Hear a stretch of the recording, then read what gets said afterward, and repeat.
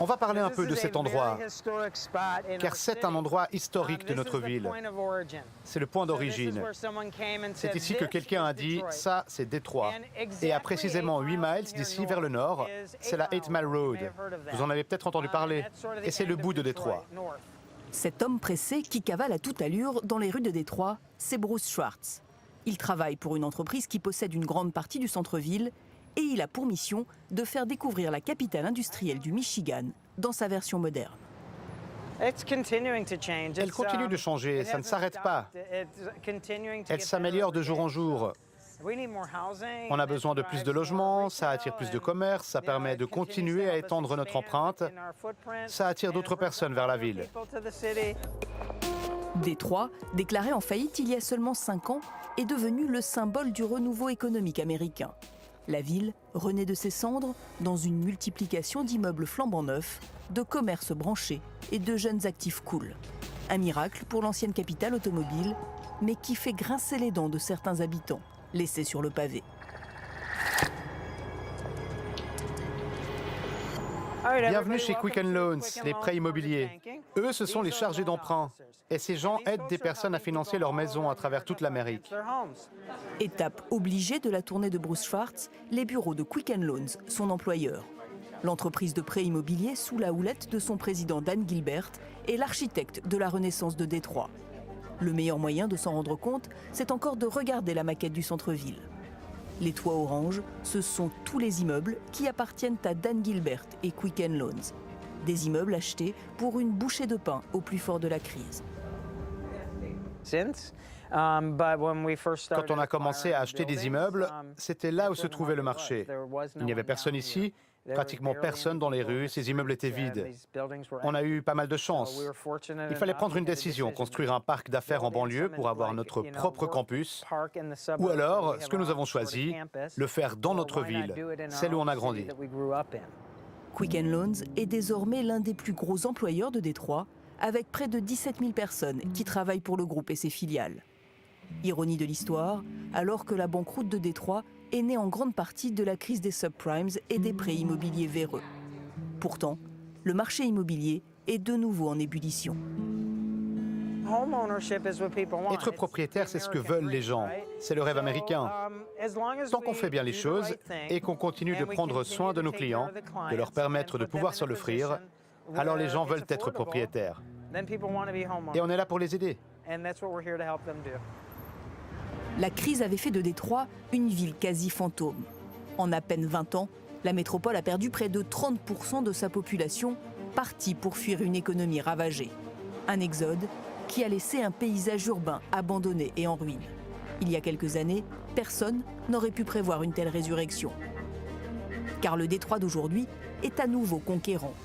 L'automobile est toujours une industrie phare ici, mais désormais, les start-up et entreprises technologiques ont envahi la ville. Et on trouve même des marques de luxe made in Détroit. On a tellement de place. Oui, on peut faire tellement. Ça, c'est superbe. Ça, c'est incroyable.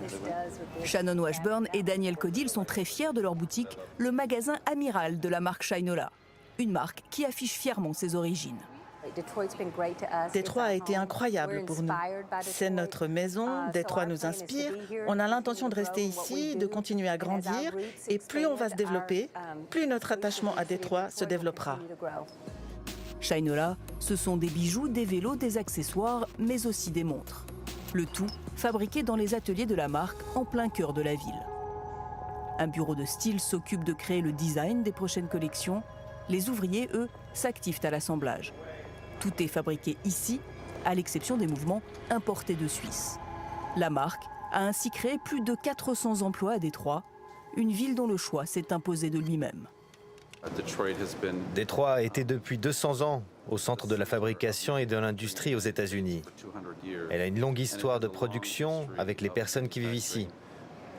Alors pour nous, c'était naturel de venir ici, pour trouver des gens capables d'assembler des montres, d'assembler des mouvements. Toute la marque est fondée sur cet atelier.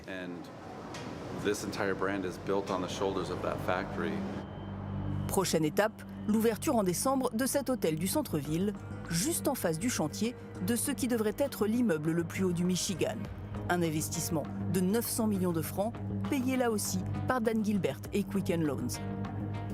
Quicken Loans, ce sont plus de 5,5 milliards de francs d'investissement dans le renouveau de Détroit. Et la partie du centre-ville qui n'appartient pas au groupe a, elle, été développée par le patron d'une chaîne de pizzeria. Pour 1 milliard de francs, il a fait construire une arène sportive flambant neuve, a investi dans le stade de baseball voisin et a rénové l'artère centrale de Détroit. Et Ford s'y met aussi. Le géant automobile, figure historique de Détroit et son premier employeur, vient de racheter la gare centrale, désaffectée depuis 30 ans. Coût probable de l'opération, 750 millions de francs, une aubaine pour la ville qui n'en finit plus de se développer. Cette ville a vraiment décollé. Les investisseurs sont venus. Un investisseur immobilier, Dan Gilbert, a acheté ces gratte-ciels pour 100 francs le mètre carré. Et maintenant, nous avons des jeunes entrepreneurs qui reviennent en ville parce que c'est une bonne affaire. Les changements ici ont vraiment été remarquables.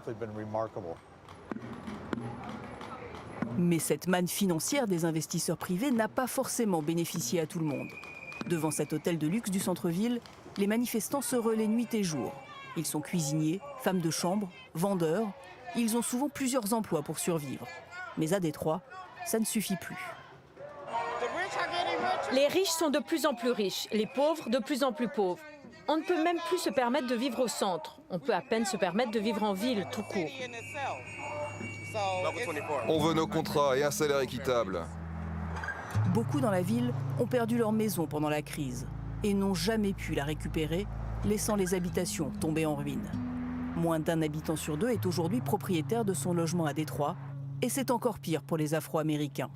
Ils représentent 80% de la population de la ville, mais seulement 40% d'entre eux sont propriétaires. Le fossé entre nouveau et ancien Détroit, il ne faut pas aller bien loin pour le trouver. À une centaine de mètres des stades rutilants, le parc Cass accueille 2 dimanches par mois les oubliés de la croissance.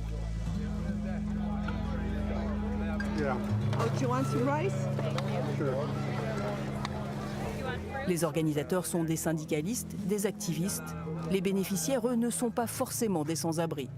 Le salaire médian a beau avoir augmenté de 6% en un an, le taux de pauvreté, lui, reste proche des 35% à Détroit. Et beaucoup sont des travailleurs pauvres qui ne peuvent plus suivre le rythme effréné de la ville. Ici, c'était un quartier où habitaient des gens de la classe moyenne. Tous ces appartements, là, ils étaient autour de 300 $. Ils sont désormais à 800 ou à 1000 $. Je veux tellement que Détroit soit bien. Parce que je suis né ici, je suis allé à l'école ici, j'ai eu mon bac à l'école ici, je suis allé à l'université ici. Mais je ne veux pas qu'on me regarde de haut dans ma propre ville natale, comme si je n'étais pas à ma place. Pourquoi je ne serais pas à ma place? Ici, on reproche aux élus locaux de privilégier les cadeaux fiscaux aux investisseurs et de négliger la population la plus démunie. Quicken Loans va ainsi bénéficier d'un abattement de 615 millions de francs. De quoi alimenter la campagne électorale. Les deux partis ont échoué. Les deux partis ont négligé nos quartiers et oublié nos fermes. John James est le candidat républicain au Sénat dans le Michigan. Un siège détenu par les démocrates depuis 18 ans. Soutenu par les patrons de PME, il ne manque pas une occasion de rappeler avoir créé des centaines d'emplois dans son entreprise de Détroit. C'est ici qu'est né le rêve américain. C'est le foyer de la classe moyenne. Je suis impatient de continuer à vous servir et à m'assurer que le rêve américain peut arriver dans tous les quartiers, urbains ou ruraux, dans ce pays. John James, President Trump's choice for Senate. John James a bénéficié du soutien de poids de Donald Trump, qui a même dépêché son fils aîné sur place pour faire campagne. Et à l'image de Trump, le candidat républicain a adopté une posture quasiment démocrate pour défendre les classes moyennes et populaires. Un discours tenu également par son adversaire, la sénatrice démocrate sortante Debbie Stabenow, qui affiche même un Michigan First, rappelant l'America First de Trump. Les lignes politiques traditionnelles ont été brouillées par la crise. Quand Obama a quitté la présidence, dans la plupart des associations, on a dû renvoyer des employés parce qu'en 8 ans, on n'avait pas reçu assez d'argent de cette administration. Oui, le Parti démocrate a abandonné les Noirs. Mais certains habitants ont bien l'intention de redevenir propriétaires de leur ville. À seulement 25 ans, Monique Becker possède déjà 2 maisons à Détroit qu'elle retape de fond en comble. Voici le salon. Comme on a les locataires au rez-de-chaussée, on a d'abord restauré cette partie. La jeune femme, qui a grandi dans la banlieue de Détroit, a bénéficié des conseils de cet avocat Chase Cantrell, dont l'association aide les habitants de la ville à devenir propriétaires. C'est ainsi que Monique a pu acheter cette maison de 370 mètres carrés pour 84 000 francs. Son autre maison, en bien plus mauvais état, ne lui a coûté que 38 000 francs, un investissement pour l'avenir. C'est particulièrement important pour les personnes de couleur et surtout pour les Afro-Américains, parce que dans l'histoire, on a été exclus de la propriété. Alors maintenant, il y a cette opportunité pour les gens d'investir avec un plus petit capital. Le marché n'est pas encore complètement remonté, donc il faut vraiment saisir cette opportunité. Une opportunité pour laquelle Monique Becker s'est battue et continue de se battre.